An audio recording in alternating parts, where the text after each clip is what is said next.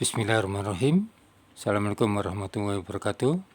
Alhamdulillahirrahmanirrahim. Kita ketemu lagi pada bab atau pembahasan selanjutnya, ya. Kalau sebelumnya itu sudah larutan 1 dan 2. Larutan 1 tentang jenis dan konsentrasi, larutan 2 tentang sifat koligatif, maka pada larutan 3 ini pembahasannya tentang pH asam dan basa, ya. Jadi mudah-mudahan kita semua selalu diberi kondisi kesehatan yang baik oleh Yang Maha Kuasa dalam rangka mencari ilmu yang barokah untuk kemaslahatan kita semua, ya. Ini kita, ya. Ya. Nah, jadi kita masuk ke materi berikutnya, yaitu larutan 3 tentang pH asam dan basa. Ya. Ya. Nah, titipan dari akhir larutan 2 kemarin, ya, tentang sifat koligatif, ya, dalam rangka kemudahan keberlanjutan dari pembahasan ini, maka di akhir larutan 2 saya menitipkan beberapa hal berikutnya. Nah, agar dapat memahami materi berikutnya, materi ini sekarang ini larutan 3 pH asam basa, maka pelajaran yang harus ditekankan kembali tentang perhitungan dengan log, ya. Jadi perhitungan matematika menjadi log dan akar itu pangkat setengah. Log bilangan pokok 10 dipakai di kimia ini. Kemudian stoichiometri tentang menghitung banyaknya zat dari suatu persamaan reaksi. Yang ketiga, konsentrasi molar, normal, dan proses pengencerannya yang berpengaruh pada konsentrasi, ya. Yang keempat, larutan elektrolit, ya, asam basa, yang masing-masing ada yang kuat dan lemah. Nah, ini harus difahamkan dengan betul, kalau betul dihafalkan itu supaya memudahkan untuk penerimaan materi dan perhitungan soal-soalnya, ya. Ya. Nah, ya. Ya, nah, sebelum masuk ke materi, pendahuluannya adalah kita melihat fenomena kejadian yang kita jumpai dalam kehidupan, ya. Nah, beberapa hal berikut ini, ya, yang mengantarkan kita kepada pembahasan pH asam basa, betapa pentingnya, gitu ya. Nah, sirup yang berasa agak asam, ada asamnya dikit, tidak terlalu asam, ya, lebih menyegarkan dibandingkan sirup yang hanya berasa manis, artinya isinya hanya gula, ya, gula dalam air tanpa rasa asam, itu ya memang diharapkan manisnya, tetapi kalau ada sedikit asamnya rasanya akan beda karena lebih menyegarkan.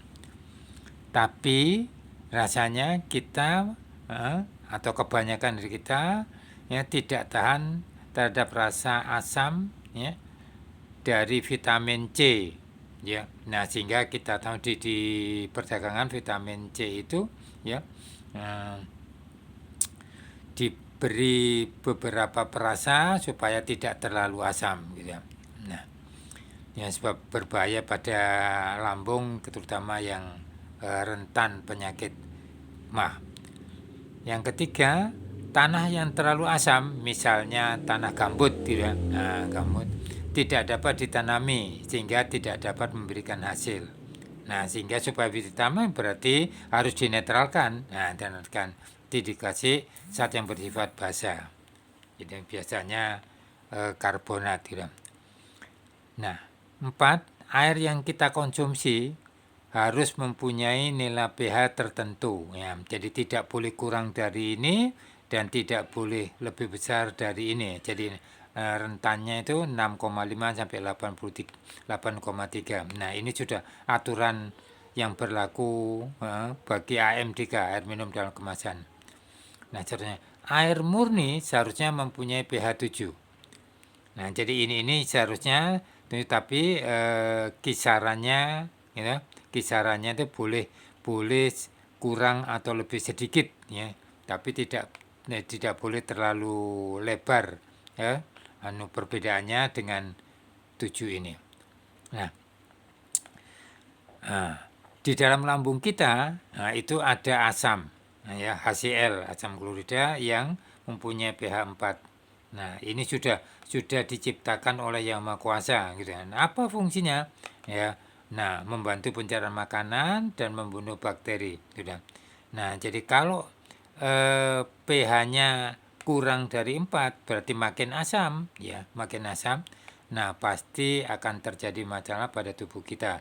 Jadi misalnya pencernaan menjadi tidak optimal dan kemudian sakit mah dan sebagainya.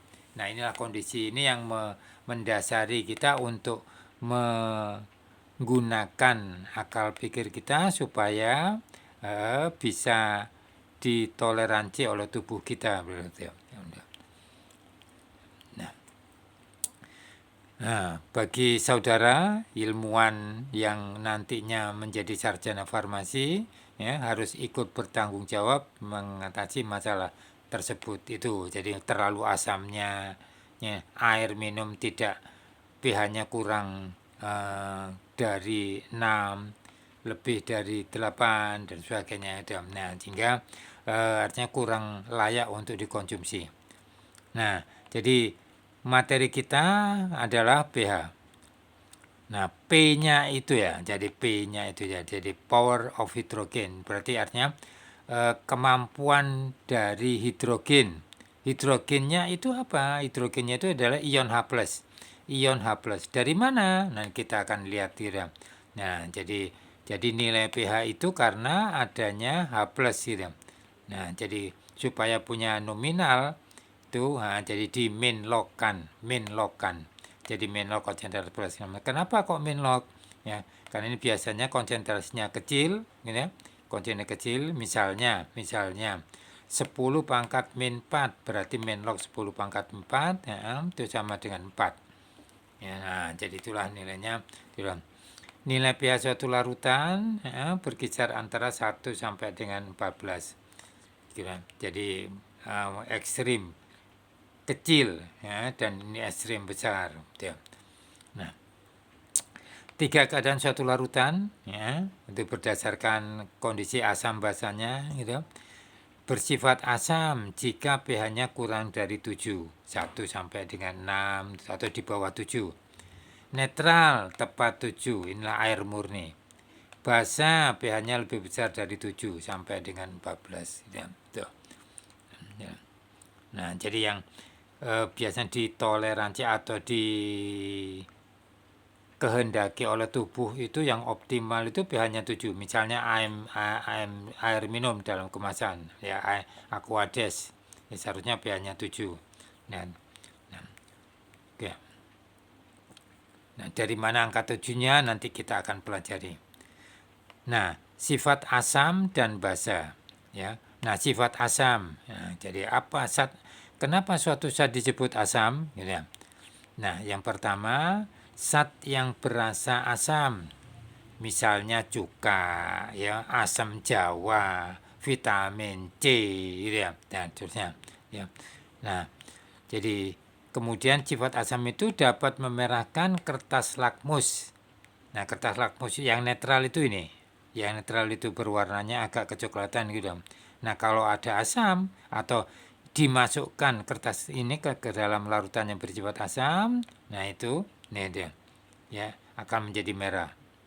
Nah, asam itu misalnya cuka, ya, asam asetat atau asam sitrat yang biasanya ditambahkan kepada sirup supaya rasanya lebih seger. Ya. Nah, sifat basa adalah zat yang berasa hambar. Nah, berarti ini dirasakan. Yang pertama, ya, dirasakan organoleptis oleh lidah, ya. Nah, kalau asam itu rasanya masam, kecut. Ya, kalau basa rasanya hambar. Apa itu kalau aku hambar gitu ya. Jadi artinya gini gambarannya itu. Seperti sabun. licin ya, licin dan rasanya begitulah ya kita bagaimana menggambarkan rasa sabun itu kalau pernah terjilat gitu ya. Nah, kemudian kalau asam itu memerahkan kertas lakmus, ini membirukan kertas lakmus. Nah, jadi sebagai indikator yang apa? Yang tidak terlalu eh, akurat, gitu kan. Nah, jadi pokoknya kertas lakmus yang masuk ke dalam larutan menjadi merah berarti larutan itu asam. Ya, menjadi biru berarti larutan itu basa. Misalnya sabun, larutan NaOH gitu ya. Nah, ini pasti ada OH-nya basa. Sabun itu karena sebetulnya karena mengandung garam Na. Ya, tuh. Tuh. Ya. Nah, jadi secara sederhana ya, jadi waktu tanda petik dahulu gitu ya. Ya, jadi tentang asam dan basa itu ditandai dengan dua hal. Yang pertama rasanya. Tuh. Kalau asam rasanya masam, kalau tidak asam ya hambar gitu ya. Dan itu. Tuh. Jadi tidak berasa lah gitu ya, tidak berasa gitu ya. Tuh, ya. Nah, kayak sabun di sini ya, tuh. Nah, yang kedua, ininya laboratorium konvensional punya kertas lakmus ya, jadi masukkan kalau jadi merah itu asam, kalau jadi biru itu basa. Ya, tuh. Nah, derajat keasaman pH ya, tuh.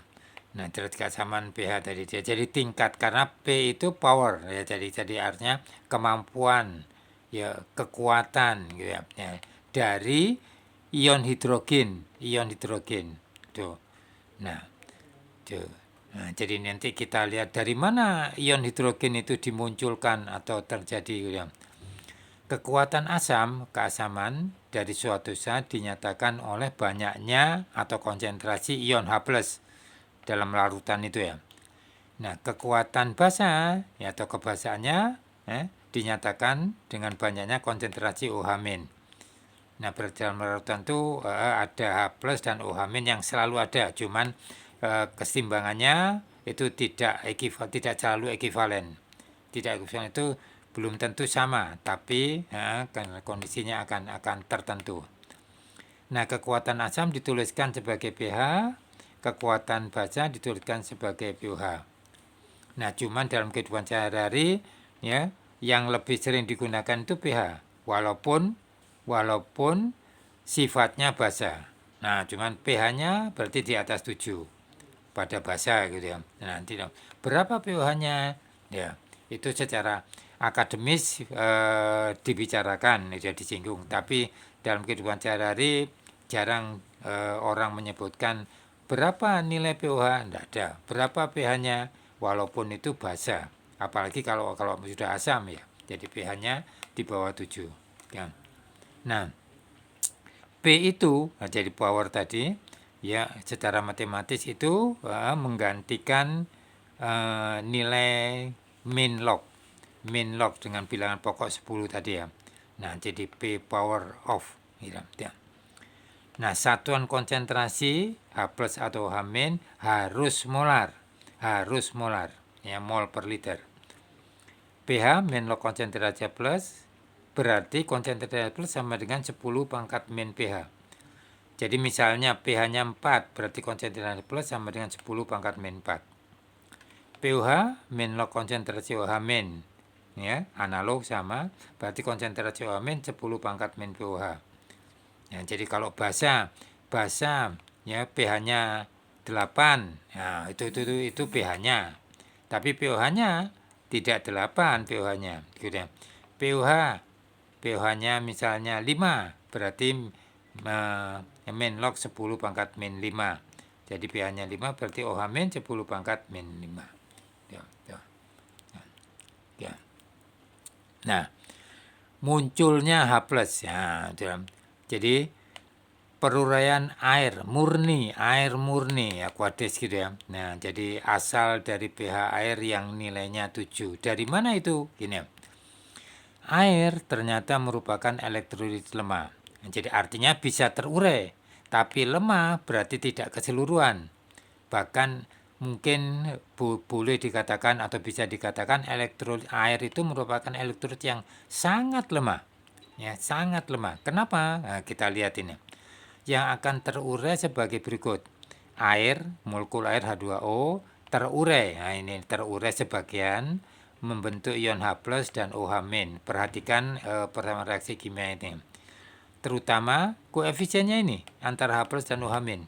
Ya, nah, koefisiennya kan sama. Nah, berarti setiap peruraian H2O murni gitu, H+ dan OH- konsentrasinya sama. Sama. Berapa? Nah, gini ya. Tetapan disosiasi air. Nah, ini ya. Jadi ini ada tetapannya ya. Jadi Kw konstance of ya. Ya, disosiasi water. Nah, gitu ya. Nah, disingkat Kw adalah hasil kali konsentrasi kanan H+ OH- gitu ya. Nah, nilai Kw-nya tetap ini sudah dilakukan pengukuran ya. Yang pada temperatur kamar 25 derajat Celcius nilainya tertentu 10 pangkat min 14. Hafalkan ya. Kalau tidak disebutkan lain diukur pada 25 derajat Celcius dan nilainya sekian. 10 pangkat min 14 Kw. Nah, maka dalam air murni ini ya, di sini konsentrasi sama dengan OH-. Kenapa? Karena koefisiennya sama. OH+ sama dengan OH-. Ya. Nah, ya. Nah, karena Kw itu H+ kali OH- berarti H+ sama dengan OH- sama dengan akar Kw. Akar Kw. Nah, akar dari 10 pangkat min 14 sama dengan 10 pangkat min 7. Berarti gini, pH sama dengan pOH sama dengan min log 10 pangkat min 7 sama dengan 7. Nah, inilah kondisi yang disebut netral. Netral, ya. Nah, jadi itu. Kan.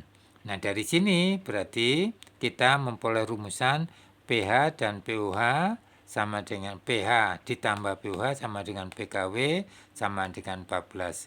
Ya. Nah, dari mana ini? Ini nih. pH sama dengan pOH 7. Berarti pH ditambah pOH sama dengan 7 ditambah 7 sama dengan 14. Nah, nilai inilah yang memberikan nuansa atau pengaruh pada suatu solut dalam larutan. Nah, jadi mungkin ya, jadi karena dari pelarutnya ini, dari pelarutnya air gitu. Jadi munculnya angka 7 pH 7 dari air murni, ya itu dari proses ini. Ya karena air itu sekali lagi bersifat elektrolit yang sangat lemah. Sangat lemah. Berarti artinya kalau ini 1 molar, maka ini 10 pangkat min 7 molar. 10 pangkat min 7 molar. Berapapun ini. Ya berapapun ini. Ya. Jadi kalau ini ditambah ini tidak akan bertambah. Ya. Jadi karena sudah sifatnya di situ pada temperatur kamar. Jadi selama temperatur tidak berubah, harga KW-nya itu tetap sekian. Ya, itu. Nah, jadi yang pertama hafalkan ini, yang kedua hafalkan ini.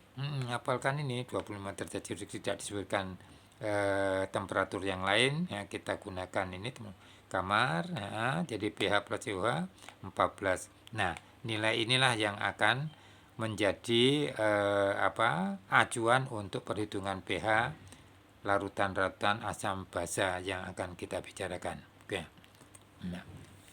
Nah, bagaimana pengaruh adanya zat yang bersifat asam dalam air murni? Katakanlah air ditambah cuka, air dicemplungi vitamin C, misalnya ya. Jadi larutan. Nah, maka air itu menjadi bersifat asam, rasanya masam. Dimasukkan kertas lakmus, akan jadi merah. Nah, dalam larutan asam, air yang diberi zat asam, ya zat yang bersifat asam, maka konsentrasi H+ dari asam zatnya ini, katakanlah vitamin C gitu misalnya ya, atau juga vitamin C, maka konsentrasi H+ dari asam ini jauh lebih besar dari H+ yang berasal dari air. Berasal dari air itu 10 pangkat min 7. Ini jauh lebih besar. Nah, jauh lebih besar misalnya 10 pangkat min 2, 10 pangkat min 3 gitu ya.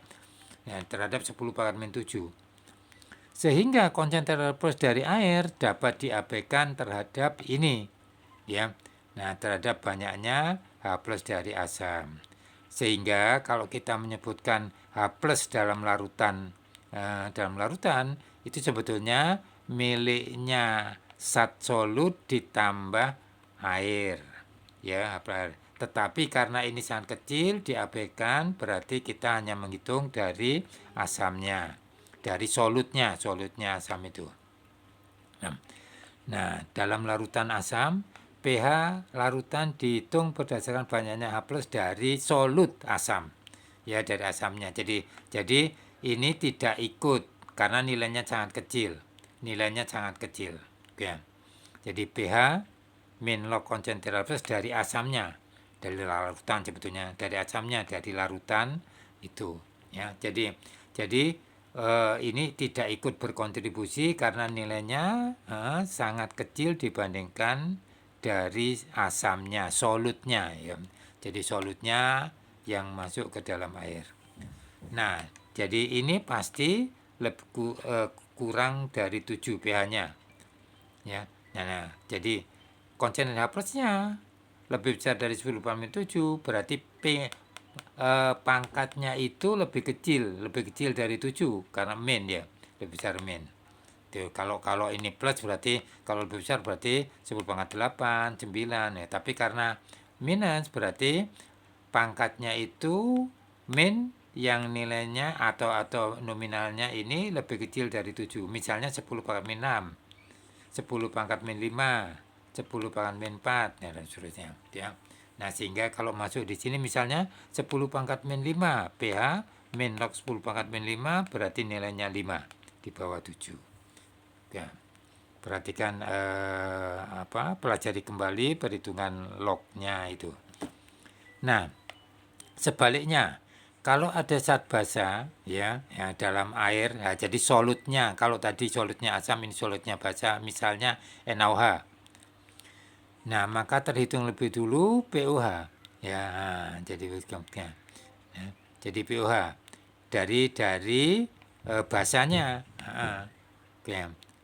Nah, OH min dari basa, misalnya NaOH gitu, ya. Nah, jauh lebih besar daripada OH min dari air yang cuman 10 pangkat min 7.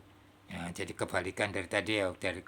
Kalau tadi H plus dari air, ini OH min dari air, ya. Nah, sehingga perhitungannya analog dengan tadi, pada larutan basa menghitungnya OH min hanya dari solut, darat solut, ya. Jadi ini tidak diikutkan, bukan karena tidak tidak ada artinya, tapi tidak berpengaruh karena nilainya yang sangat kecil. Jadi sekali lagi, misalnya OH min-nya dari solut 10 pangkat min 4 terhadap 10 pangkat min 7, 1000 kalinya, ya, 1000 kalinya, gitu, ya. Nah, kan. Nah, sehingga OH min 10 pangkat min 4 berarti pOH min log 10 pangkat min 4, pOH-nya 4. pH-nya berapa? 14 min 4 sama dengan 10. Nah, ya. Nah, dalam larutan basa, pH larutan berdasarkan banyaknya OH min dari basanya solut, ya. Nah, jadi bisa diabaikan OH min dari air, ya. Walaupun ada sebetulnya ikut, tapi nilainya sangat kecil, bisa diabaikan. Nah, jadi kalau 10 pangkat min 4 berarti pOH-nya 4, pH-nya 14 min 4 sama dengan 10, lebih besar dari 7. Ya, jadi basa selalu lebih besar daripada 7 pH-nya, ya. Jadi ngitungnya pH. Ya, jadi bisa kan ngitungnya lewat pOH? Bisa, boleh, tapi dalam kehidupan sehari-hari walaupun sifatnya basa, penyebutannya tetap pH. Ya. Jadi pH-nya aja indikatornya. Jadi tidak usah pOH. Ya, bukan berarti tidak ada artinya, tapi secara umum, gitu. Nah, oke, kembali ke elektrolit ini. Ke elektrolit dalam rangka memudahkan untuk perhitungan. Jenis asam berdasarkan kekuatan ionisasi asam, ya, ada yang tidak. terutama yang anorganik, tapi juga ada beberapa organik ya, yang merupakan elektrolit ya. Nah, elektrolit berarti bisa kuat, bisa lemah. Kuat alfanya 1, lemah alfanya kurang dari 1 derajat ionisasinya. Nah, asam kuat hafalkan. Jadi ada di larutan ya, ada di larutan. Dan yang kuat alfanya 1, terurai sempurna semuanya 100% ya. Nah, hafalkan ini. Jadi karena tidak banyak. Klorida, bromida, yodida, nitrat, sulfat, perklorat, HCl4. Ada di sana ya. Jadi ini sudah mengulang waktu dia. Jadi hafalkan karena asam lainnya lemah. Asam lainnya itu apa? Ya pokoknya bukan ini. HCN ya, HNO2, H2SO3, nah kayaknya betul. Ya, oke. Asam lemah, alfanya kurang dari 1, tidak 100 bagian, berarti alfanya pasti pecahan. Dalam air terurai sebagian, ya kalau ini keseluruhan sebagian. Contoh, selain asam kuat, asam asetat, ini asam organik, ya. Ini asam-asam anorganik. Asam asetat, asam sitrat, ya. Asam sianida, asam nitrit, gitu. Jadi ini yang fake itu ini artinya yang harus dihafalkan ini. Bukan ini berarti yang lemah. Ya. Kalau organik itu umumnya, asam organik itu umumnya merupakan elektrolit lemah, berarti alfanya kurang dari 1 ya. Jadi asam format, asam asetat, asam sitrat dan sebagainya ya. Ya. Nah, basa sama dengan asam ya, cuman diganti solutnya sifatnya basa. Kuat, lemah. Ya, ini sama, tuh ya. Alfanya kuat, alfanya 1 sempurna, golongan 1 dan 2 KNA. Golongan 2 CaBa, SR. Ya. Nah, CaCrOH2. Oke. Ya. Oke. Basa lainnya lemah yang umum sekali disinggung di dalam setiap pembicaraan dan soal ini N4OH. Ya, tuh. Oke, jadi ZNOH2 ya. Jadi basa lemah ya, tuh. Oke. Nah, selain basa kuat ya, N4OH. Ini yang paling sering dikeluarkan dalam soal ya. Tuh sebagai contoh karena larut dalam air, mudah larut dalam air gitu ya. Nah, kalau ini semuanya larut dalam air, mudah larut dalam air. Ini sukar larut dalam air ya, sukar larut dalam air tapi merupakan basa lemah ya. Tuh. Ya. Hafalkan ini sekali lagi. Hafalkan yang kuat. Ya, asam kuat, basa kuat. Selain yang kuat itu lemah. Ya. Jadi untuk memudahkan rumus apa yang digunakan dan perhitungannya akan memudahkan. Oke, nah sekarang perhitungan pH. Larutan asam yang rumus umumnya HX-Z. Nah, HX-Z itu misalnya HCl, H2SO4, berarti HCl X-nya 1, H2SO4 X-nya 2. Nah, H. Ini Z, itu sisa asam. Sisa asam itu asam yang dikurangi hanya. Misalnya Z-nya itu Cl min, SO4 2 min. Ya, tuh. Nah, ya. Kalau asam itu rumus umumnya ini ya. Jadi ini banyaknya H atau valensi asam ya. Konsentrasinya M molar, derajat ionisasinya alfa, berarti ini belum tahu kuat apa lemah ya, kuat atau lemah. Akan melepas H+ sebanyak X alfa M. Dari mana?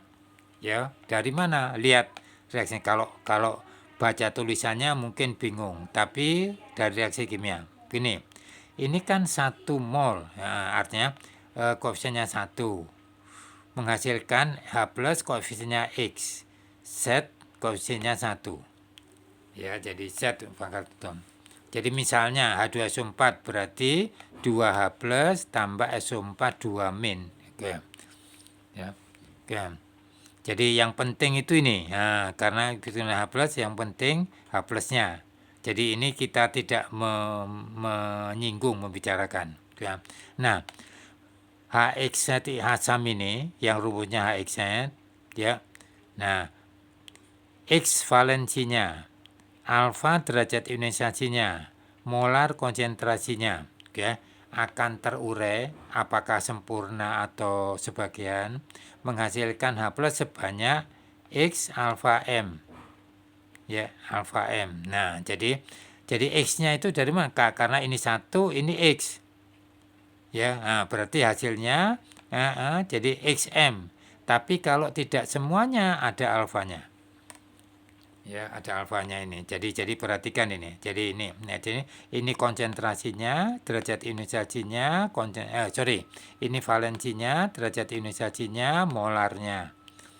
Menghasilkan H plus sebanyak X alfa M. Dari mana X? Karena ini 1, ini X. Ya. Alfa derajat ionisasinya 1 atau tidak atau kurang. Molar konsentrasinya ya, tetap sama ini. pH larutan asam umum dirumuskan sebagai kan tadi min log konsentrasi plusnya ini. Nah, pH min log X alfa M. Nah, rumus 2 ini itu bisa digunakan atau dapat digunakan untuk asam apa saja, valensinya 1 atau tidak dari 1. Ya, ini.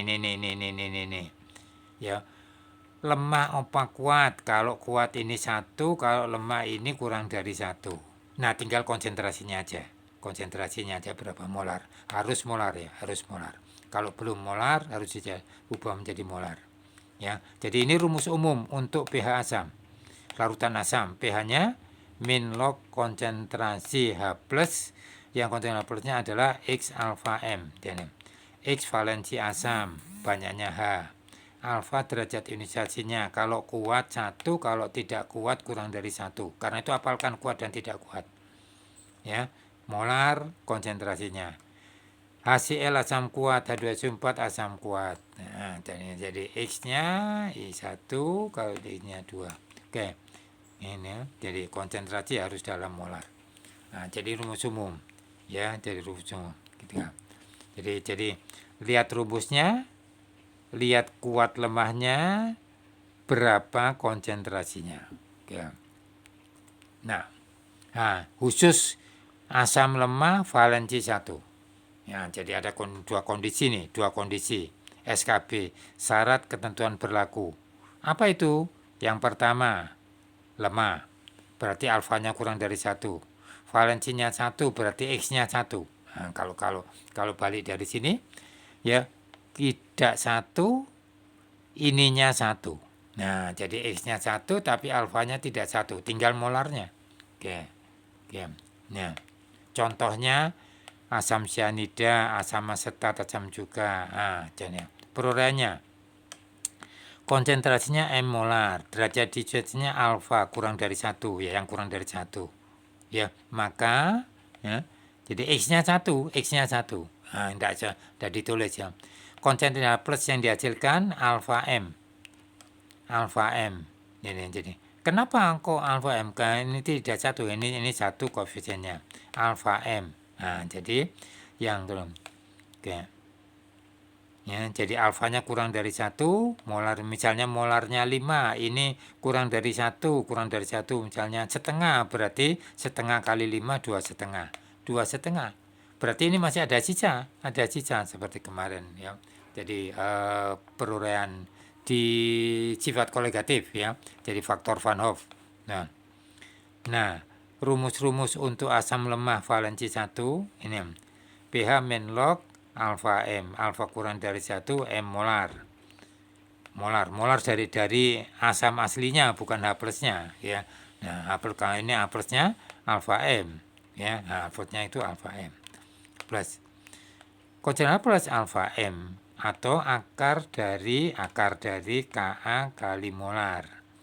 Ka itu tetapan ionisasi asam itu ya. Jadi Ka alfa kuadrat M bisa dirujuk ya. Nah, ya. Alfa ini KM itu deh. Nah, jadi ini alfanya akar dari Ka per M. Kalau ini ya konsentrasi akar Ka kali M, alfanya akar Ka per M. Oke, jadi per M-nya itu masih tetap di bawah akar. Ini pH min log alfa M biasa ya. Jadi Ka alfa kuadrat M, tinggal apa yang ditanyakan pada soalnya ya, yang solutnya asam lemah valensi 1.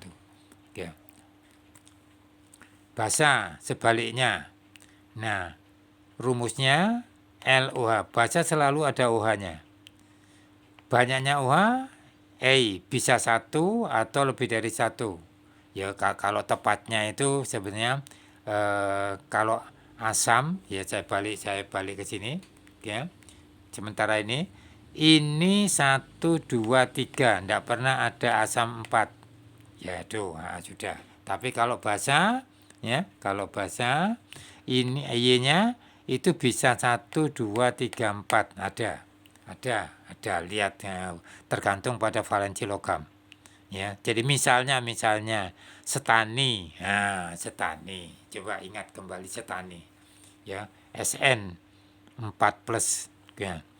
Misalnya NaOH valensi 1. Nah, CaOH 2 berarti valensi 2. Ya, kan. Banyaknya OH atau valensi basa, valensi logam. Valensi basa itu valensi logamnya ini. Nah, ini Na valensi 1, Ca valensi 2, Feri valensi 3 dan seterusnya. Konsentrasi molar, derajat ionisasi alfa ya sama dengan yang tadi ya. Nah, ini bahasanya kuat apa lemah ya. Nah, ini banyaknya OH, derajat ionisasinya alfa, konsentrasinya molar yang dihitung OH min. 1 Y berarti Y alfa M. Ya. Jadi kalau di sini itu data dari basa, kalau di sini banyaknya OH. Ya banyaknya OH. Nah, ini karena itu perhatikan ini saya tuliskan tidak pakai koma, ini ada koma. Artinya basa ini valensinya Y. Ya, valensi logamnya Y. Derajat ionisasinya alfa. Kuat apa lemah? Kalau kuat 1, kalau lemah kurang dari 1. Konsentrasinya molar. Nah, kalau ini banyaknya OH min, konsentrasi OH min. Nah, Y-nya itu dari mana? Karena koefisien. Ya. Jadi bukan asalnya dari sini yang 1. Nah, ya itu. Jadi Y karena koefisien terhadap basanya alfa, derajat ionisasinya molar itu. pH larutan basa, ketemu dulu pOH, min log konsentrasi OH min log Y alfa M. pH 14 min pOH. Nah, sekali lagi ini muncul. Nah, jadi pH plus pOH sama dengan 14. Oke. Ya, nah, jadi kalau asam pH langsung min log X alfa M ya. Nah, pH-nya langsung, kalau pOH ketemu dulu. Kalau basa ketemu dulu pOH, kemudian pH-nya 14 min pOH. Oke. Seperti hanya asam valensi lemah. Ya, asam lemah valensi 1. Nah, basa lemah valensi 1 yang paling sering Na4OH. Kenapa? Karena mudah larut dalam air. Ya, jadi mudah larut dalam air. Yang lain sukar larut dalam air. Ya. Ya, kecuali basa kuat yang tadi ya. Nah, golongan 1 dan 2 gitu. Nah, rumus analog dengan asam gitu. Nah, jadi tinggal mengganti OH min alfa M alfa kali akar dari KB kali M. Nah, alfanya akar dari KB per M. Nah, jadi rumus yang lain itu jadi pOH min log alfa M tadi. pH sama dengan 14 min pOH. KB alfa kuadrat M sama, tinggal mengganti kalau asam itu H plus ya. Nah, ini sama tinggal Ka jadi KB. Nah, sama KB. Nah, ini tinggal pH 14 pH karena yang ketemu dulu. Oke. Ya. Nah, jadi KB-nya mengganti Ka dengan KB alfa kuadrat M. Oke. Jadi sama, hafalkan lemah valensi 1 untuk asam, maka basanya akan mudah mengingat, tinggal mengganti Ka dengan Kb. Oke. Contoh soal. Hitung pH larutan 0,002 atau berapa ini? 2 kali 10 pangkat min 3. Nah, dengan diketahui log 2 0,3. Jadi kalau tanpa alat, tanpa kalkulator, tanpa buku log, tanpa laptop atau apa ya, jadi ini diketahui itu. Nah, sebab kalau saudara ya tidak pernah mengalami ujian di masuk perguruan tinggi, tidak ada buku log, tidak ada HP, tidak ada kalkulator gitu ya. Ya. Jadi 0,002 2 kali 10 pangkat min 3. Oke. Nah, jadi HPH H2SO4. Nah, jadi pH min log konsen H plus. Jadi min log H plus itu jadi alfanya 1, X-nya 2, ya. M-nya 0,02 berarti 2 kali itu min log 4 ya 10 pangkat min 3. Jadi 0,004 40 min 3. Nah, berarti min log. Nah, ini keluar. Nah, keluar. Nah, berarti min log 4. Log 4 2 kali log 2. Nah, 2 kali log 2. Min 4 2 kali log 2. Berarti 2 kali 0,3 0,6 ya. Nah, 3 min 0,6 sama dengan 2,4 ya. Nah, jadi mudah-mudahan ya kalau sekarang menggunakan alat ya, tidak dilarang monggo ya, tapi ini karena orang kuno, termasuk saya orang kuno menggunakan data itu ya. Tapi di ujian masuk perguruan tinggi tidak ada pakai alat kecuali alat tulis ya. Nah, tapi pasti ada. Nah, tinggal kemampuan matematik kita untuk menggunakan data yang ada. Yang kedua, berapa pH larutan? Jadi ini 0,005 5 kali 10 pangkat min 3 molar N4OH ya, basa lemah. Valensi 1, basa lemah valensi 1. Alfanya 40% atau 0,4. Kalau bagian ya 0,4. Oke. Alfa 40 0,4, pOH min log OH min. Nah, OH minnya, nah itu. Jadi alfa M 0,4 kali 5 10 pangkat min 3 ya. Nah, jadi ini oke ya. 4 kali 5 20. 20 nolnya 4 ya, jadi tinggal itu oke. Jadi 0,002 ya. Atau 2 kali 10 pangkat min 3, 2 kali 10 pangkat min 3. Oke. Jadi ini ya. Jadi min log 10 pangkat min 3 itu 3, berarti dikurangi log 2. Log 2 0,3 berarti 2,7. Oke. Itu pOH, ini basa. Loh, lebih kecil dari 7. Pasti bukan pH ini, pasti bukan basa. Nah, ketemu dulu pOH. Jadi pH-nya 14 min pOH, 14 min 2,7 sama dengan 11,3.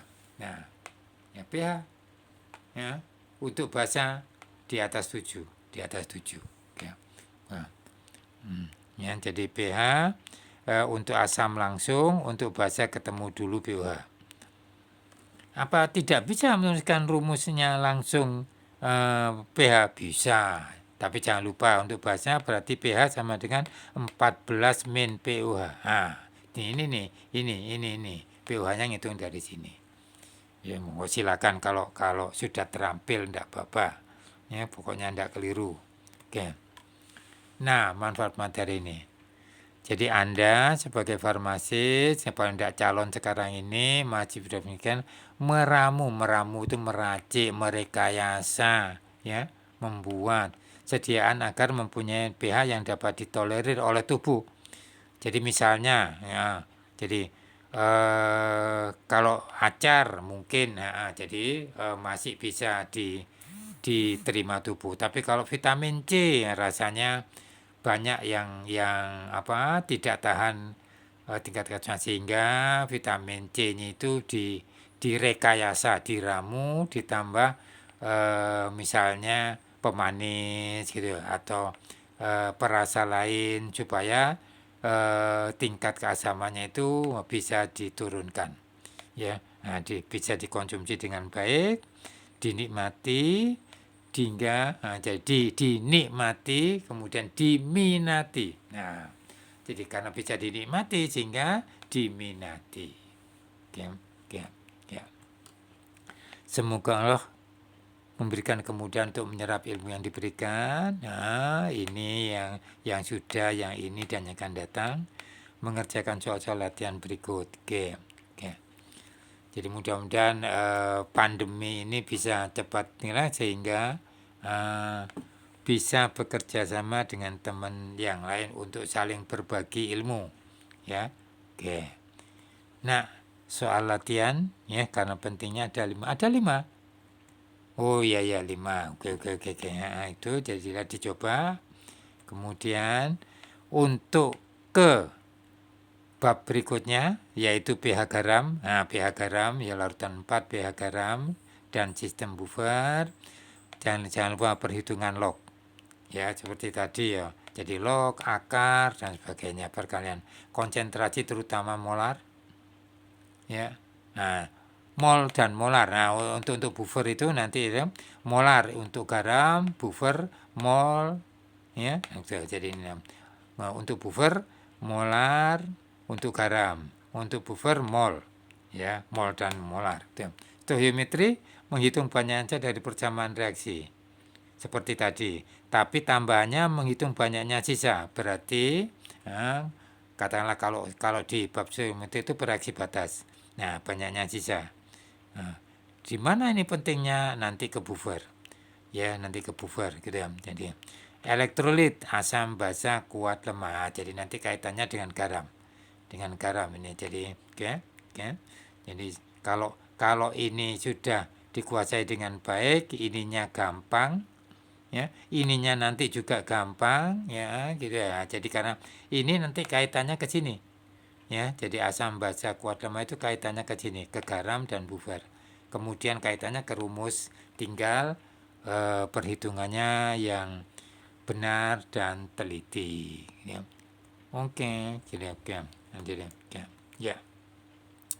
Jadi alhamdulillah kita sudah menyelesaikan materi larutan 3 tentang pH asam dan basa. Mudah-mudahan bisa dipelajari dengan baik. Ya. Kita akan berinteraksi pada waktu jam kuliah. Oke. Bila itu saja, wassalamualaikum warahmatullahi wabarakatuh.